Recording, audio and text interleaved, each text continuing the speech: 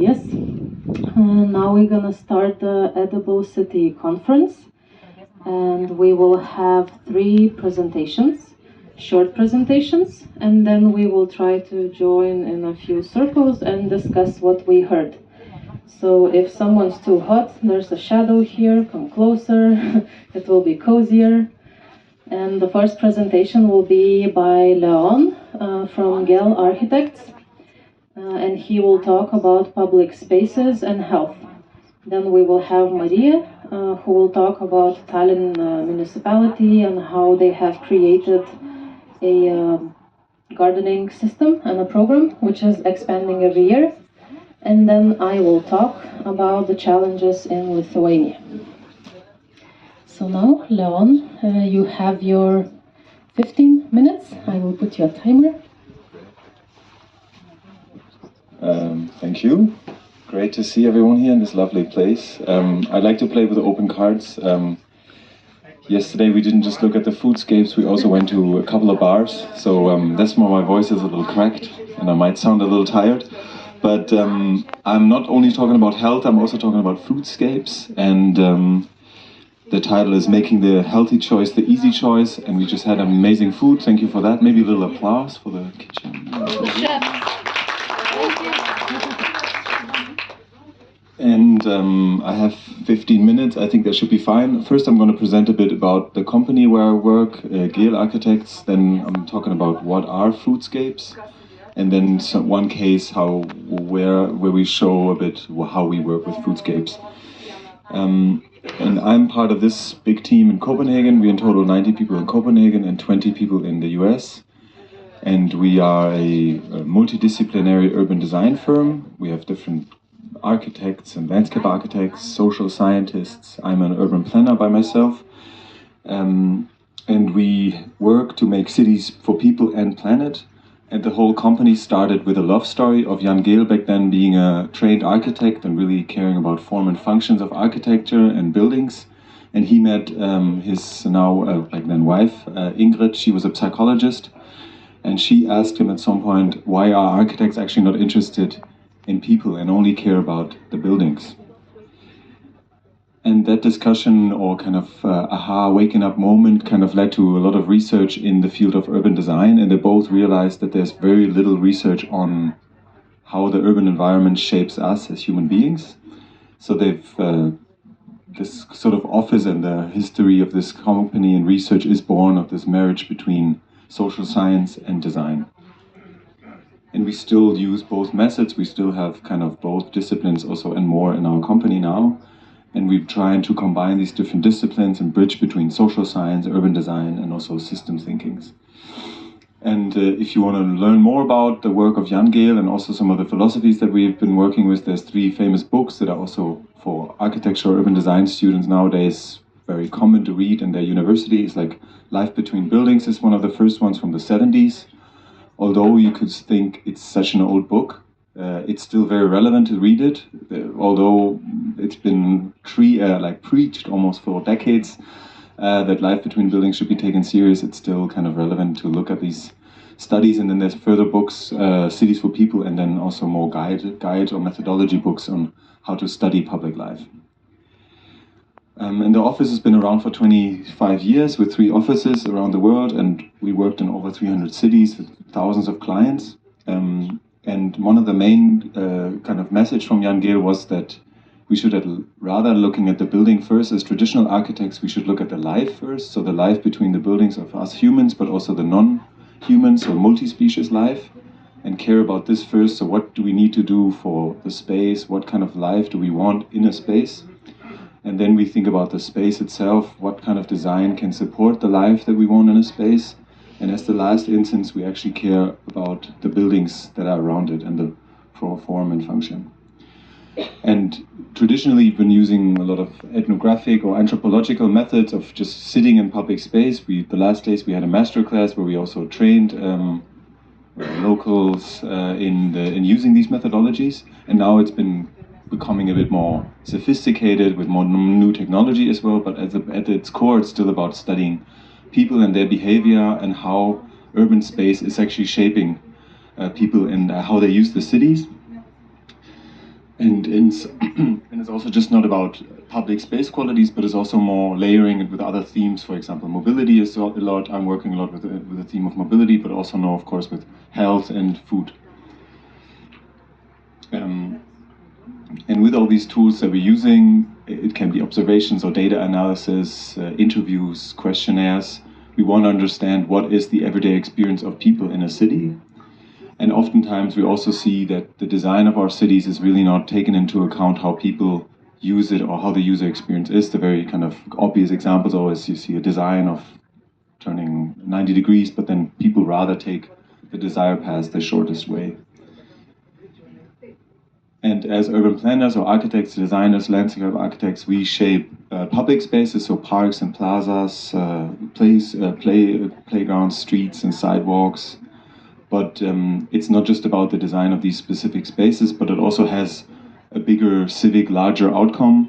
So if you design great public spaces, you also do something for community. Just this project shows this very nicely by providing some invitations to sit, having some music, having some food, some nice nature around you. There's different people coming together, talking to each other and having a good time. There's of course health benefits in good public spaces. There's also, of course, an economic opportunity in designing good public spaces, and at its core, public spaces are still also the platform for civic participation, being in demonstrations or any social movement. And now we talk about Foodscapes. This is an interesting kind of phenomena because food choices feel extremely personal decisions. I don't want to be told what I'm supposed to eat. Maybe some feel the same. And it's also, we don't make these decisions by ourselves all the time. We are kind of captured in these different bubbles. I've tried to visualize it a little bit. So there's a very kind of social environment, or that is like about the context of the person. What are the food routines, or how are they shaped by social conditions? So where are you from? What are your parents? What did your parents cook when you grew up? And these kind of things. Then of course there's the spatial component and the city character. It's about moving. Where are the things located in relation to food, and what is the quality of those spaces? Is there a nice food market, and can you get to that food market in a good way? Are there good fresh products available?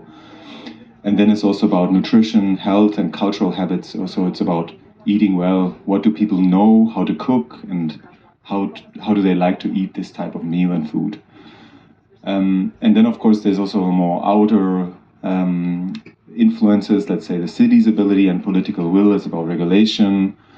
So what food policies and programs are in place to actually support a healthy or more sustainable food patterns. And often in promoting healthy cities, the norm has been to focus a lot on the individual. So eat healthy and buy local, but it's very expensive. But I don't really know what the ingredients are. This small text, I don't want to read it. I'm short in time, I just want to eat quickly. So these kind of individual dilemmas almost when eating in cities.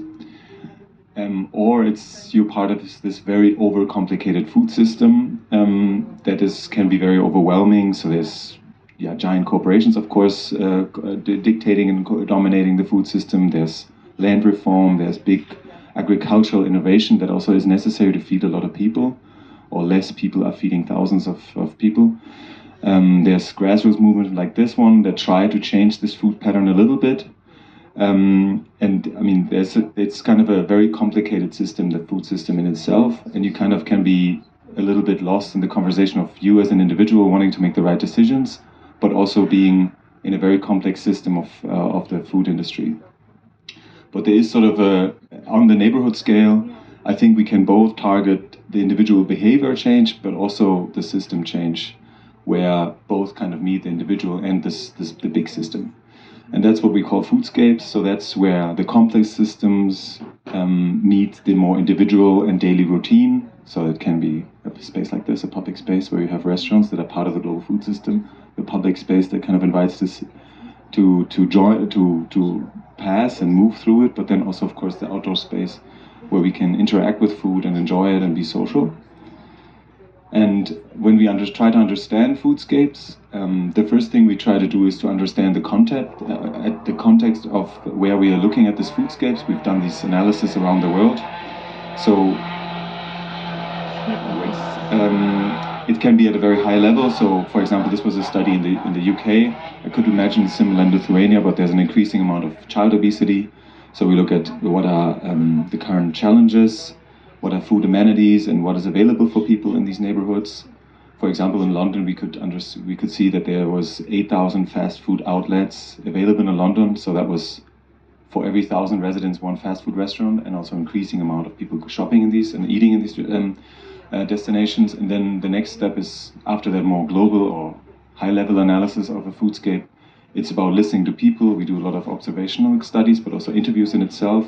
In that case, we just ask the question to people, why is, for example, McDonald's, why is this a place where you want, with the most public life in a suburban street in London?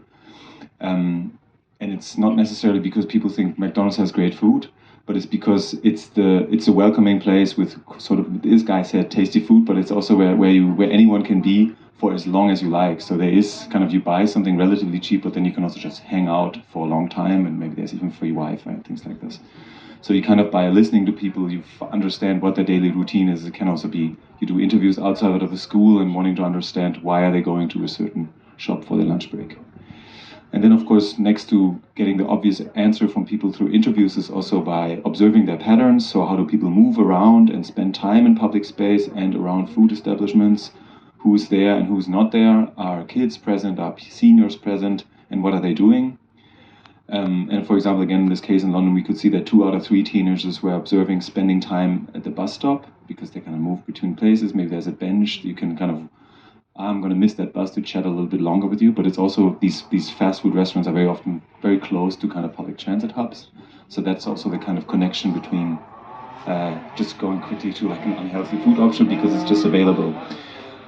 So this kind of, just this graphic visualizes, you're actually just waiting for the bus, but then the option is there and you just go there because it's fast and easy and convenient. And then what we try when we work with these kind of analysis and trying to change the system, and I'm going to showcase how we try it. In some cases, we try to create this story and creating also kind of insights that are convincing with graphics or talks like today.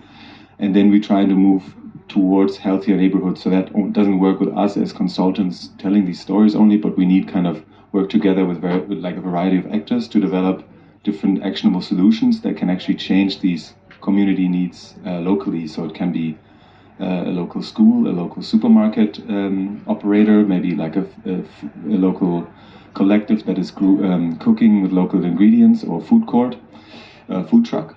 And then it's of course about creating and designing a place that invites you to interact and enjoy also healthy foods. So now it's a very simple case, but it was very effective in Copenhagen. And I think it also can be related to something here in Lithuania. So we are in a school in Copenhagen, and here the goal was to encourage healthy and sustainable food behaviors and to make teenagers, there is a canteen in these schools in Copenhagen, but then there is also the social component and the nice function of public space for teenagers to just go for a little walk with their friends in the lunch break. And then the usual behavior we observed was the school being next to a supermarket, school kids going out for a little walk, chatting a little bit. They just have this like little short moment of joy and kind of experience something together. And then it's just about going to the supermarket together, buying some overly terribly energy drink or sugar bar or whatever it is. And then the idea or the intervention was to just actually design a little public space that kind of invites to stay outside in public space, maybe even have some little interaction with food that is growing, and also provide an option that is a bit more healthy, and design a space that invites a little bit more to be social and just like hang out. It's not really rocket science, but in this case, it can kind of change a little bit this daily routine that school kids have of going to a local cheap food chain or a kiosk and buying some unhealthy option. And I think the interesting thing here was we also just then had an environmentalist accounting how many CO2 you would save actually by changing one of these diets to a planetary meal. So a planetary meal, I don't know if you know what that is. So it's like, I speed up a bit, yeah. But it's if you cut a plate in half, you have one half of the plate is fruits and vegetables, and the other half of the plate is legumes and full grain, so like kind of more healthy and planetary plate. And by shifting all these diets that you could technically do every day, instead of going for a cheap fast food option, going for a more healthy option, you can actually also save a lot of CO2. This for now, and I think I'm curious for more questions. If we discuss later on Foodscapes or how healthier choices can be the easier choice. Sure. Yeah, thoughts? Yeah, so thank you very much. Relatable topic and the talk, and I wonder, like something that we've been talking also with the chefs of the project Citizen Sandwich is aesthetics. You know, one of the reasons why people do certain choices is aesthetics and how things are presented. And like my background is also political activism, and I'm very familiar with like a certain aesthetics that different activist projects or has, like something in a built environment to kind of get the vibe, like what's the kind of specific aesthetic there is. And sometimes, and now I'm working this like festival, which has like much broader audience, and I see how certain things, like on an aesthetic level, does not translate well, does not make the people appealing. You know, that's not the problem of the thing and not of that particular aesthetic, but rather of like kind of dominant aesthetic and what is appealing and what is not. You know, how it's shaped by mass media, all those things. But like I wonder, you know, like how do you deal with that question? How do you deal when you like conceiving like certain structure or some certain proposal? Is it like an actual issue or how?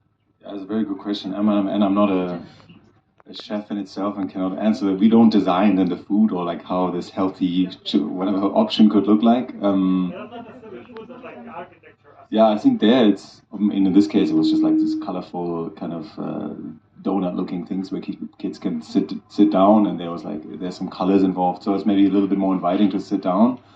But I think that was the case where we kind of cared about was the design of the actual little space, where you kind of form little smaller little units where maybe the older kids can be by themselves and the smaller kids are in another corner. So there's this kind of separation of different zones, and also giving a place that kind of can be a little bit your own. In some of these cases, then also the teenagers of the schools are invited to join in setting up these projects or painting them or putting up their little artwork. I think it can be that, but in terms of like what you say, the look and feel of food, I think that's a very good point, that just young kids maybe like color and flashy forms, but that might change as well if with Instagrammable food looking also healthy, and you kind of want to see different. I mean, it's a good question, but I can't answer it. Do you have like a tendency to lean towards we need to push like a bit different type of aesthetics in order to kind of push forward certain changes that would be desirable, let's say architecture like this example, or do you try to also like integrate like kind of dominant like aesthetical tropes, or try to kind of predict what would be desirable in the eyes of that particular, let's say, town? Yeah, I mean there's some furniture or that is pretty universal. A comfortable bench, everyone kind of likes a comfortable bench. There's also sometimes choices that kind of look cool, but they're just really unpractical or uncomfortable. And I think it's, in this case, I cannot answer really how detailed the analysis was of the specific design option to make it more appealing for people to sit down. But I think there's some just basic universal behavior of humans liking to sometimes have a nice option to sit by themselves, but then also having a more social setup, a circular bench where you can kind of chat with people, have a table in the middle where you can sit. I think these are more universal, and then the colors or the material that is used or that is details that it can matter, but I think maybe in this case not so much.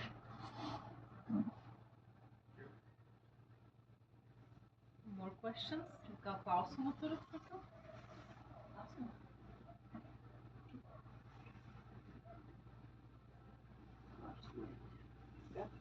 Klausk ko nors. Viskas aišku. If no questions, vėliau turėsim diskusiją.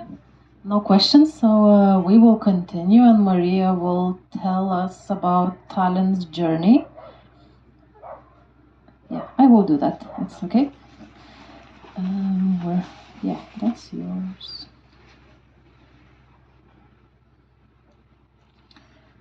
Tallinn municipality started from activism and placemaking, and now there's a full program and a system, and Maria will tell all about it. Yes. Hello, thank you. I'm really glad to be here. I have been in this place, what was it, 7 years ago, you said, with Polina. We are still also active in an NGO, but yeah, our common activities in a neighborhood that is very similar to this one has led to what I do now in Tallinn city. Also now for, about 7 years, yes. So I will just share my experiences, and I hope it will be useful for you, and really feel free to ask me questions already in between if you feel like it. So the urban gardening, we phrase it specifically in a way that it's focused on edible or otherwise usable plants. So it could be decorative, but the goal is to grow really food, edible. And we frame it through 3 goals that we explain always to city officials, to citizens, to people who are first time experiencing this notion. So first of all, why we do it, it's educational, because if you can be closer to the nature in the way that you grow food, you are more aware of it, you're more aware of different environmental aspects as well. And it really gives a kind of guideway to be closer to maybe very abstract notions. Also, it's environmental. It's maybe self-evident. If we plant something, we give the nature more biodiversity, and also we actually create more vibrant spaces like this one here. And the last one is social. We can bring people together through growing food, through sharing experiences. There are different people coming together, and while being also physically active and mentally supportive of our health. So all of these things come together, and this is also the reason why I just so much love urban gardening. It gives all these aspects, and you bring it together, and you can work more on one or the other. It's quite interesting in this way. And in the beginning, when we started to work with community gardens, it seemed like this very hipster notion. And I thought that maybe people who kind of are like-minded or a specific kind of type of people will come together. But actually, at the end, we see that this brings together very different people of different ages, of different nationalities, different social backgrounds. And really, food brings together, and growing food as well. And for me, it's all started with this community garden in Lasnamäe, our biggest district in Tallinn. If it would be a separate city, it would be second largest city in Estonia. And here you can see me and Polina, who is there. And we started this community garden in a basically courtyard that was used to be a kindergarten. This is the building itself, the former kindergarten. It's not functional as initially, but now it hosts a library and some children's activities. And the courtyard was just left without anything, was just green land. And we started to experiment with community garden because our NGO, Lasnamäe, this one, we were interested in what could bring neighborhoods, like people who live in the same neighborhood together. So we did different cultural events, we did street art, we did a lot of stuff, but all of them were just one-time events. They brought people together just for one day or maybe some specific period of time. And we, at that time, were also maybe a bit criticized that we don't really make any change in the neighborhood. Like, what do you really do? Can you touch it? Can you feel it? So a community garden is actually a thing that you really can touch and feel. And I would say it's one of the most efficient community development tool that I have been using. because you have to tend to your garden every day, every week. And it's a huge responsibility that really brings people together in this way, makes them discuss how we actually build the space together. So this has been a very interesting project because it was the first community garden in this neighborhood. People didn't really understand what we are doing. People were very skeptical. They thought that everything will be burned down, vandalized, no one would care, no one will come. But at the end, it's a garden of more than 100 people that come there. We have a queue every spring of people wanted to be part of this. And our goal at that time was not only to build it, but to be an example. We did a lot of communication, and it was a very successful project because at that moment, the municipality saw our success and wanted to scale it throughout the city. So that's how I ended up working in Tallinn city. So at the moment in Tallinn, my work is focused around these main topics.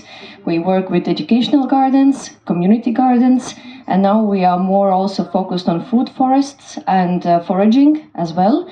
I will not talk about these that much, but more explain or give examples of the educational community gardens. But what my work is actually, well, first of all, I support new gardens that want to establish themselves. We also support the ones that have already been active, so how they could be more sustainable, more resilient.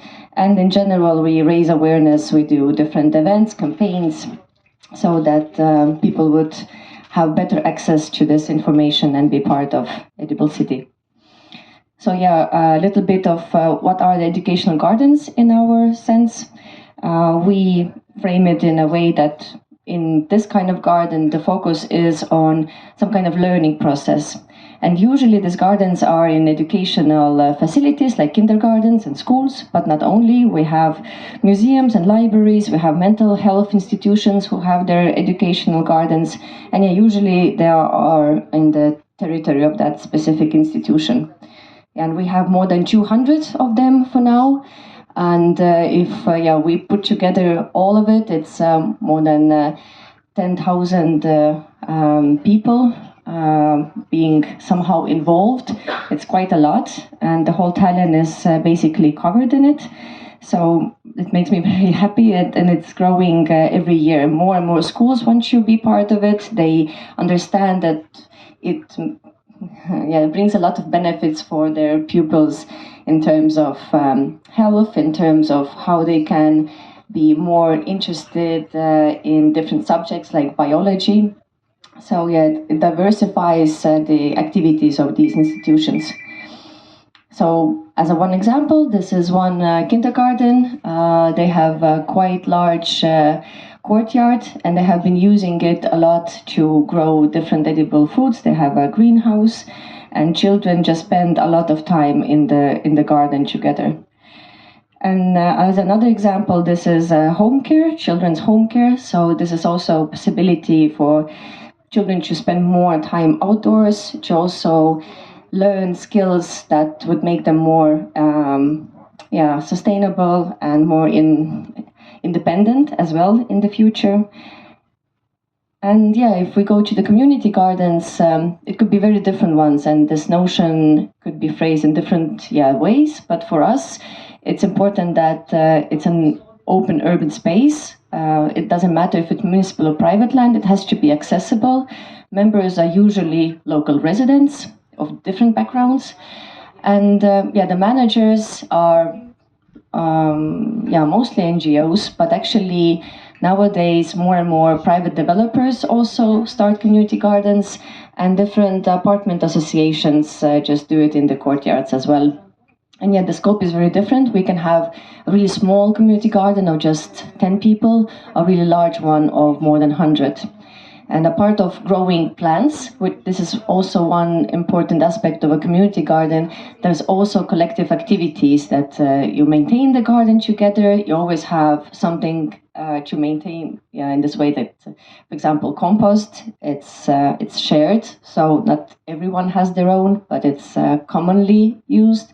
And also there's quite many different events that don't have to be connected to gardening, but could be. But yeah, we see events starting from some sports events, cultural events, cooking, whatever, lectures. So it's actually like an cultural center in open air that people themselves create and design.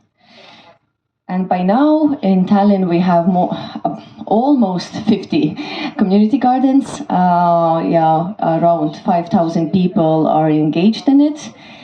And again, it's very interesting that it's scattered all in different districts, even the ones that have mostly private houses. Even there, people are interested in starting a community garden to kind of come together and make the neighborhood somehow more interesting for themselves.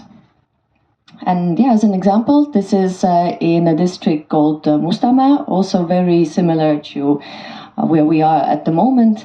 Here there are more, about 100 people actually, a lot of elderly people growing food. And as you can see, usually it's raised beds, so it's comfortable for, again, elderly to tend to the plants, and it gives a nice structure to the garden itself. Another example, a much smaller garden, is in the city center. This used to be just a pathway, a desire path, as you can see, between the road and an apartment building that no one used, just like for walking dogs or just passing by. And this local community decided to use this really small piece of land, because there's not enough greenery also in the city center often, and created a really nice public space that this is a good example that you can create very nice spaces also in a scarce environment. And as a different example, this is in North Tallinn. This is our biggest and most modern community garden that we were able to build thanks to some European funds. And yeah, this one is very contemporary, but still uses a lot of raised beds, have a great, really convenient greenhouse. But what is different is also that here we have small plots of 5 to 10 square meters that people could use. When we started the registration of members to join this garden now 2 years ago, we had 200 applications. We could take in only half of them, sadly. And it was interesting that people, I was thinking before that people would actually prefer to use a bigger plot to grow more. But most people actually wanted to have a smaller box, saying that they just don't have time. They have a busy city life, and they would actually just be happy with a smaller patch and not the bigger one. So this was very also interesting knowledge to understand. And yeah, the support that we have from city, we have an open call every year that NGOs, organizations can apply, and we give money to start the garden or to maintain the garden or to do any other urban gardening projects. We also provide municipal land for free.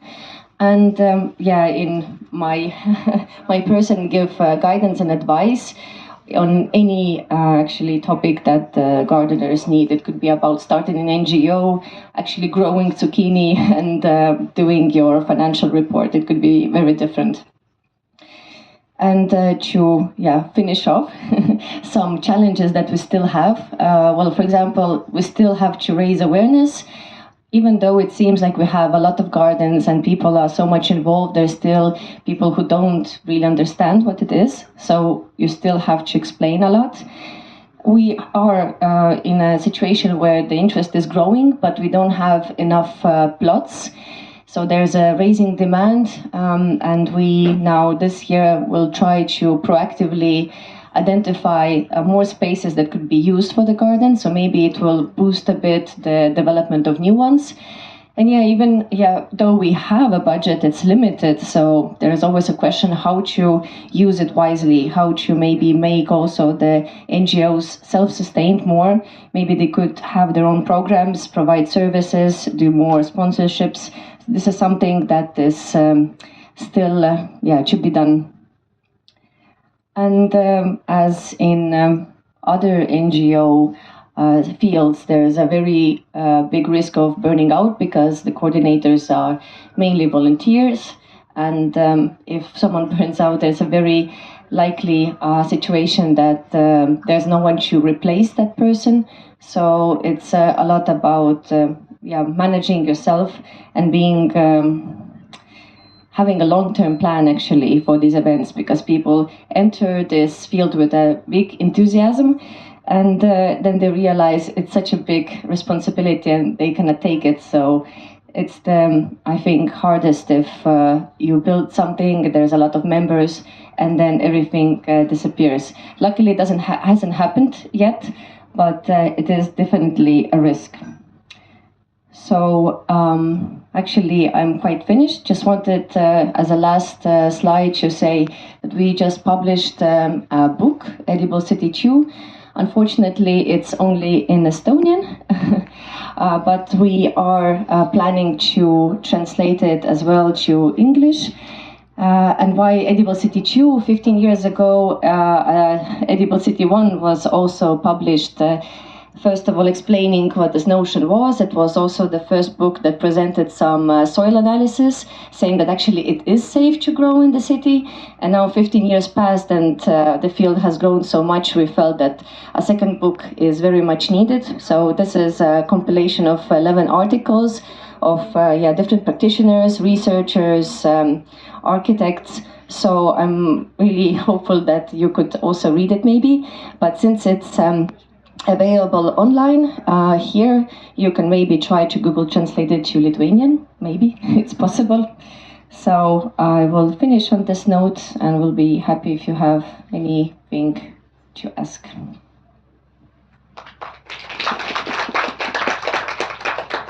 Any questions? Yeah, and the books could go around, you can just feel them, go through them, the photos if you like. Yes, that's a great presentation. Thank you. We've been looking forward to the translation of the book. I just wanted to ask about the process of convincing the people who are in power of decision making. And you talked about how you work with institutions, and then you maybe convince them to, okay, now you need to invest this resources, I guess, in money and in human resources into setting up that little garden operation. And then I guess there is like I could imagine positive progress in Tallinn of more and more these people and these institutions seeing the benefits. And just if I can comment on that process, how this happened and what helped to speed up this kind of process of convincing them for the importance of this. And what's just your take? I think the convincing we had to make was in the beginning, and after that it was all easy. But it's really, if I think back, it was a lot of coincidences happened at the same time. Well, we did our community garden with Polina and Anton, my colleagues, really having a goal to be an example, to be very visible. So we did a lot of nice photos and videos, so made it look very sexy and nice. So that was also the question, how to present food in a really, desirable way, so that people would actually welcome it. So that's what we did with our project. At that time, I couldn't grow anything because all my time I spent just on talking about it and communicating and make it more edible for people. And at that time, the municipality also had an interesting coalition. We had a new party forming, being part of the municipality. It was the Green Party. They were really first time in power and wanted to do something different. And since at the same time we were so visible and so in the media because we did something so different, and the fact that we did it in the neighborhood that no one would expect helped a lot to for us to be visible. If we would do it in the city center or in this more hipster neighborhoods, everyone would be, yeah, I mean, this is how it is, it's very normalized, but we did it somewhere here, and it actually worked, and actually people were coming and doing it. So it all made sense, and the Green Party wanted to just be part of it and started this program. So it was a political decision that we didn't lobby in any way, but it just happened. But the fact that I was also ready to take this position, I was very hesitant. I didn't want to work for the city in the beginning. It wasn't, it somehow felt a bit that I'm giving myself up somehow, but I also felt I have to try. And it is interesting that because all this is very visible and tangible, politicians just love to make photos in places like this and saying, oh, look, with this quite small money, we're giving 5,000 euros for start a new garden, 3,000 for development of an existing one. It's really small money, but you get back so much positivity. And this field has survived now for 7 years and different coalitions. Green Party is not in power anymore. They are not there. There are different ones, different mayors have different bosses throughout the years.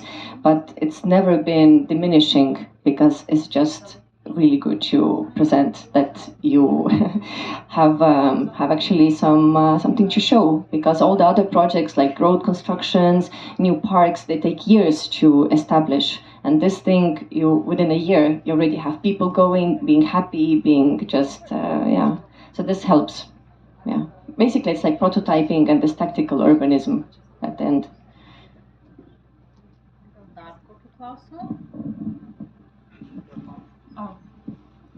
Thanks for the presentation. Two questions from my side. One would be quite practical on the models that most Tallinn community gardens choose. So I know that in some of the gardens that you have, you mentioned that it's individual owns one garden plot. Is it common to have kind of a shared, that everyone shares everything? Did you do a planting event? And maybe you could expand on the model. And the second, I know it's not the core of the presentation, but maybe the edible forests or forest gardens, that side of it. In terms of how it's managed, it could be both ways. It could be shared, and some of the gardens in Tartu, our second biggest city, that have been actually really long-term working with community gardens, they started off in a way that everything was shared.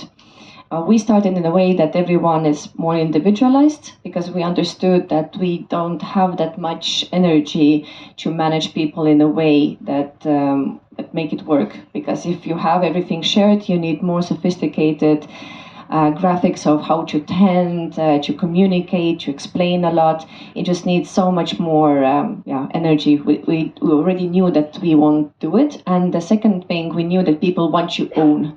It's much more straightforward, it's more understandable, and people just have clarity that this is my responsibility, this is not.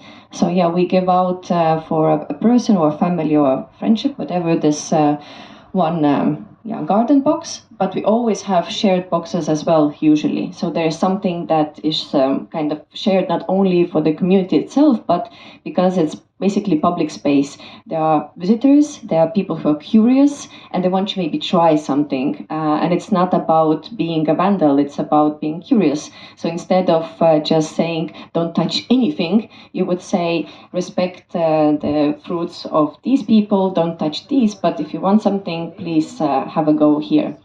So in that way, it's a bit mixed, like a hybrid. For example, also in this huge garden, the greenhouse is shared for all the community. And here they do have this elaborate system of, they have a common day where they plant all the tomatoes, common days where they go and harvest them or tend to them, maintain. So this is, for example, one of the also hybrid versions, how you can share. And on food forest, this is something that we are now experimenting with. I don't know exactly what was the question of what it is, or basically it's an planting of different fruit trees, fruit bushes, and herbaceous plants all together, and kind of imitating how the plants would grow in the wilderness, because you can also see we have a lot of edible plants in, if we go to the real forest, but we kind of take it from there and do the kind of same planting in our gardens or in public spaces. And usually they are not community-led in this way. It could be just the planting from the city, but inviting people to just enjoy and pick the apples or black currants or peppermint. So it's basically like you would randomly see an apple tree and have a go. Yeah. Hello, thank you for the presentation. Very much. I have a question about design, and I'm wondering whether you use any sort of design process related to permaculture, or whether it's like site specific. Obviously, every location is totally different. Some of it has materials already there, some of it you would have to start from scratch. So I'm wondering whether this is like community led, and or whether it's, you know, the kind of the body of the organization, and kind of how you involve more, I mean, sustainable is not a word that I like to use, but it's the right word. But yeah, in terms of materials you're bringing on site, whether you're using second-hand, found materials, how you're incorporating water harvesting, things like this. I'm just curious. You don't have to answer all, but just design. Thank you. But I will try to answer.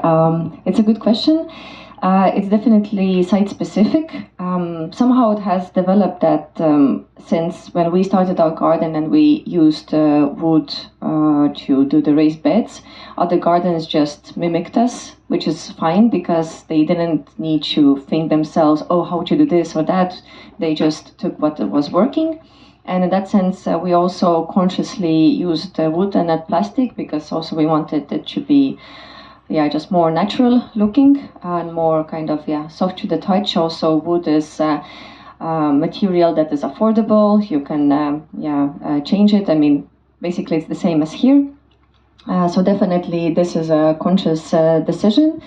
In terms of the layout itself, every community decides on their own how they want to do it. The city doesn't intervene, but we do ask for a plan up front to understand what is the goal, and if there's something that we feel maybe should be a bit different, we give advice. But usually we don't intervene at all. So we give actually community full freedom to do how they want. And usually the design also develops quite organically. So in the beginning, the first year, you maybe don't have that much resources or energy to do the whole design. You just start by the first phase, maybe just, 5 garden boxes, and then you see if people are interested at all, and then you expand, and then you think how to make it work. New people come in, they have their own ideas, so it's not a fixed design in this way, and I think it's how it should be. In terms of other sustainable aspects, we do use permaculture principles. I cannot say that there's any garden who would, there's one garden that is a permaculture garden fully, but otherwise other gardens, the materials are bought in. There's nothing on site because it's very urban environments usually. And sadly also there's no water body close. So we're actually using water from pipes that is actually drinking water. And I do agree, and I feel that it's not the best way to go forward. We do collect rainwater, but it's not enough to sustain throughout the summer. And you should have some kind of a bigger tank to harvest the rainwater, but that would mean a quite serious investment to do. So normally you wouldn't do any of those gardens if you would actually want to be permaculturally and environmentally friendly. But the Tartu gardens that are in our second biggest city, they are always located next to a bigger water body, and they are kind of lucky in this way. We are quite urban gardens and not very sustainable in this sense. But I think we will move forward. I would like to experiment with this big water tank somewhere. questions? We will continue. We will have a discussion after, so you can ask more questions, and Maria will tell a lot more how she is running all this.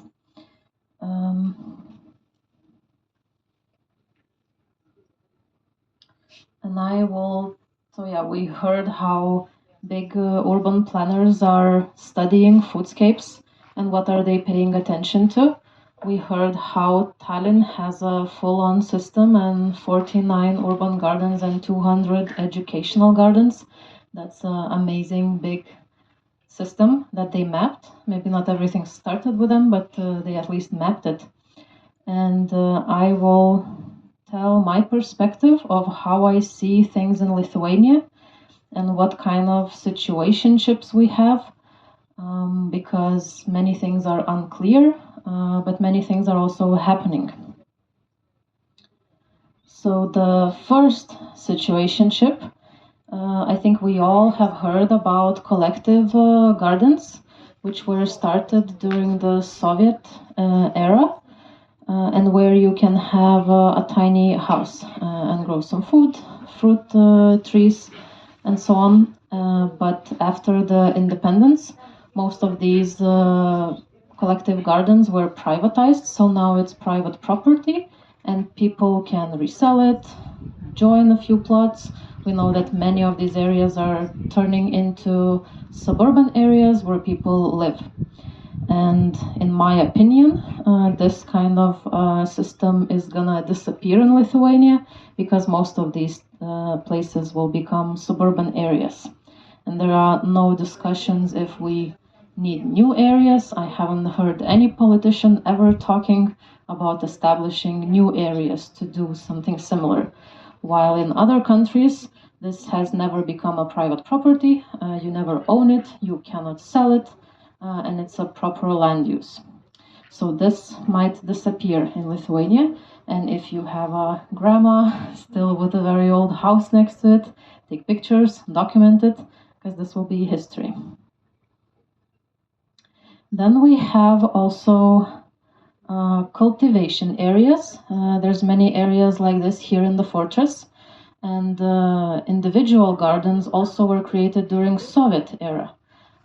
They were created parallel to the collective gardens, and that principle was a bit different. You can't grow there, you can't build a house, and you mainly grow seasonal vegetables in traditional rows of produce. And after the independence, this type was basically deleted from legal documents. Because before there was in Lithuanian sodininkystė and daržininkystė, and daržininkystė was deleted. So as a legal term, it doesn't exist anymore. And after independence, in a systemic way, it disappeared, but in a practical way, it all stayed, because no one went to all these places, no one informed these people that this doesn't exist anymore and you can't do it. So now we have the situation when it's all illegal or non-formal, and it's very unclear what will happen with them next. And no one is also talking about bringing back the old system, but for example in Sweden there is also a proper system to do and collective gardening with a house and a cultivation area where you just grow rows of seasonal vegetables. Then another interesting thing I think around the multi-story buildings is these self-organized landscaping. People are creating semi-private spaces at the ground floor, and there some people grow even edible foods, but usually it's flowers and kind of fences and hedges to form a territory. And with renovations, that's also disappearing. Being cleared out, and there's a lawn now. Like in my grandmother's situation, she was taking care of this garden in front of her window for 50 years, and then they did the energy upgrade of the building, they cleared everything, they dug out all the trees and bushes and flowers, and now it's just a green lawn.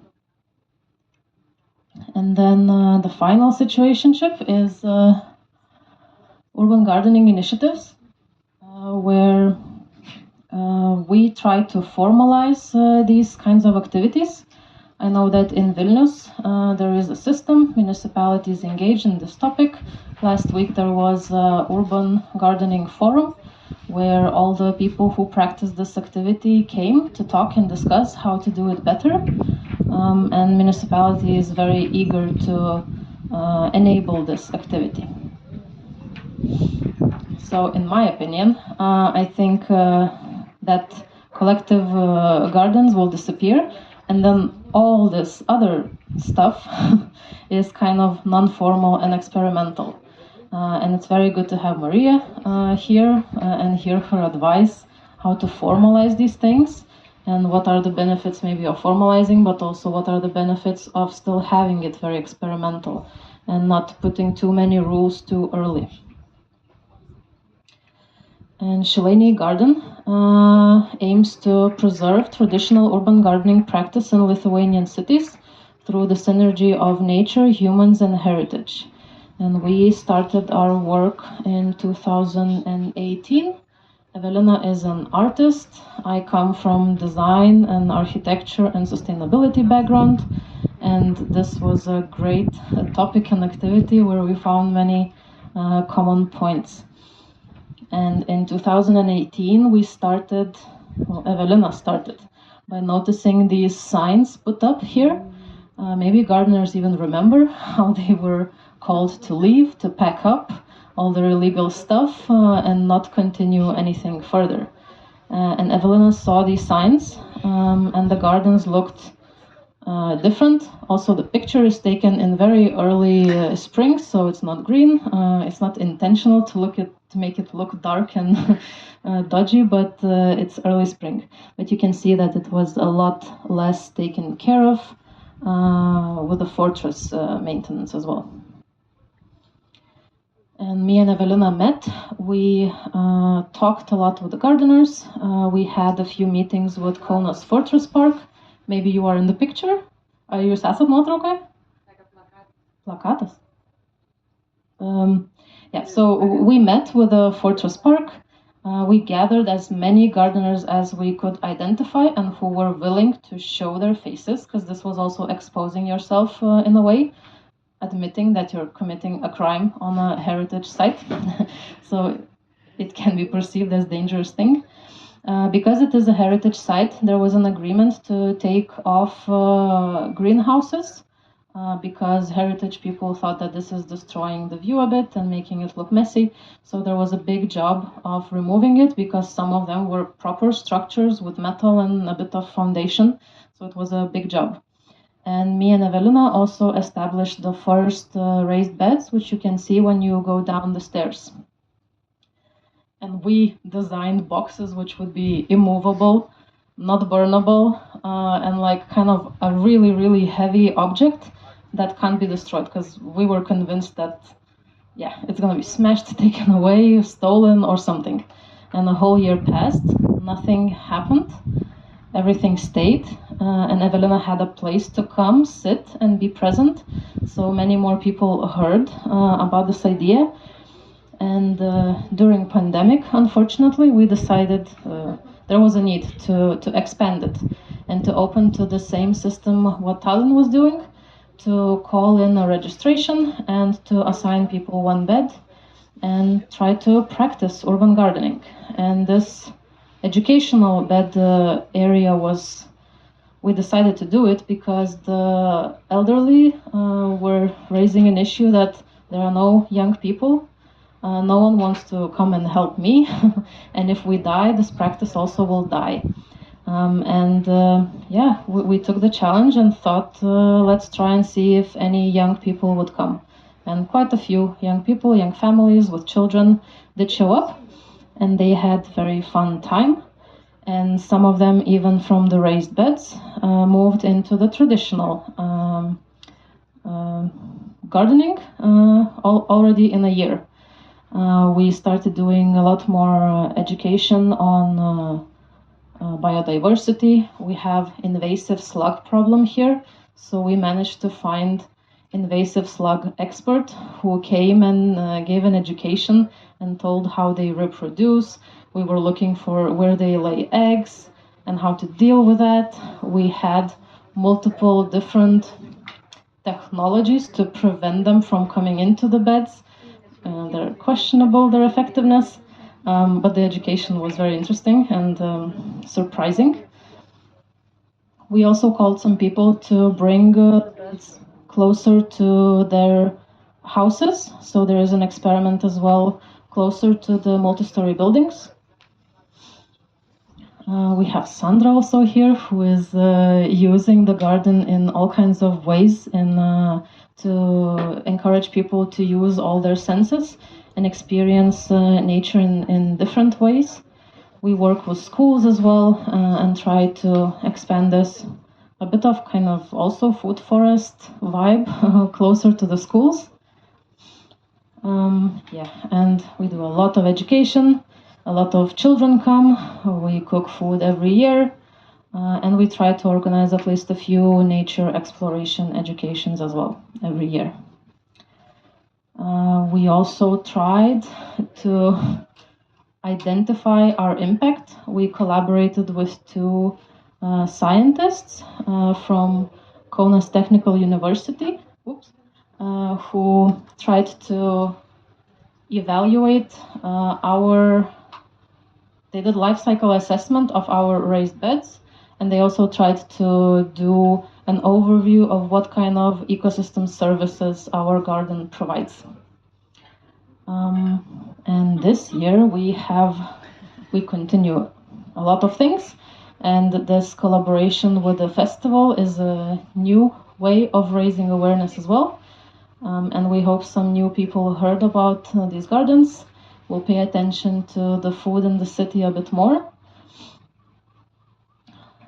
That's a bit of numbers, maybe not necessarily interesting, but yeah, we continue also 7 years, same like Maria, but because of political will, we are in a very different position. And I think there is possibilities for systemic change. We are trying to engage municipality, we are trying to find international partners, and we are trying to find a lot more like-minded people who want to start it somewhere else. Because if the city will start encountering raised beds everywhere, they will realize that they need to do something about it. Maybe they need to have a strategy and not just let people do it anywhere, in any kind of way. So, yeah. I encourage you to grow a garden, even if it's illegal.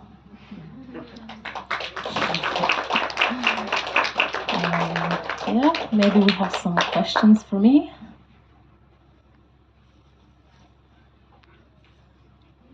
If not, we can try to organize in circles where we will try to discuss this further.